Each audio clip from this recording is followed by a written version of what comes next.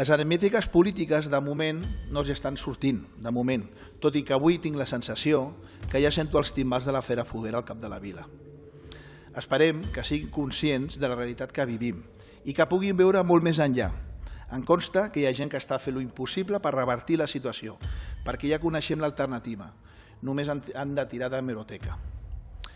La veritat és que la majoria, per part de l'oposició, pot fer el que vulgui. De fet, només el dia que s'alineen els astres manen més que el govern.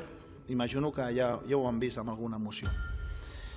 Perquè la gent ens entengui, senyora alcaldessa, vostè pot ser la presidenta de l'escala, d'una escala de pisos, però realment qui mana és el veïnatge, vostè no mana.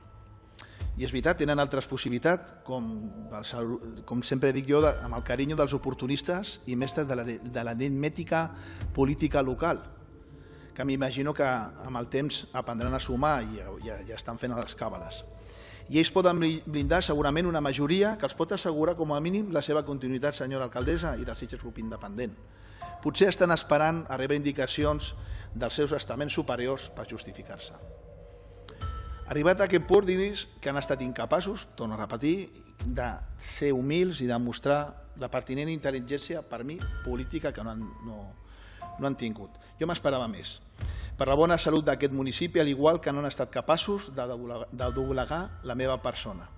Tinc el dret moral d'explicar-los no només als nostres votants, sinó a tota la ciutadania que continuaré participant i, si cal, encapçalaré, com he fet fins ara, al marge de molts temes que m'arriben constantment, inputs, tant la qualitat de regidor com de ciutadà d'aquelles persones o entitats que m'han demanat d'ajut, que en el moment que vaig formar govern vaig intentar resoldre i que no vaig poder sortir-me, pel bé de la ciutadania i de la higiene política.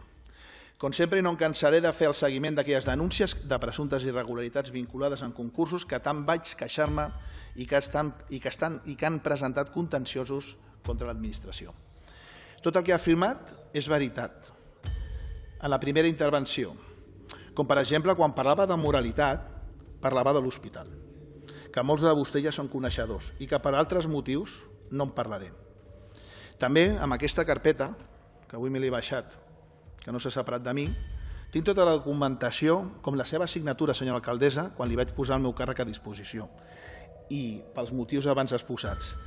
I com fins ara, l'únic que em queda ja és restar amb coherència i honestedat pel bé dels sitgetans amb aquesta cadira de regidor. Moltes gràcies.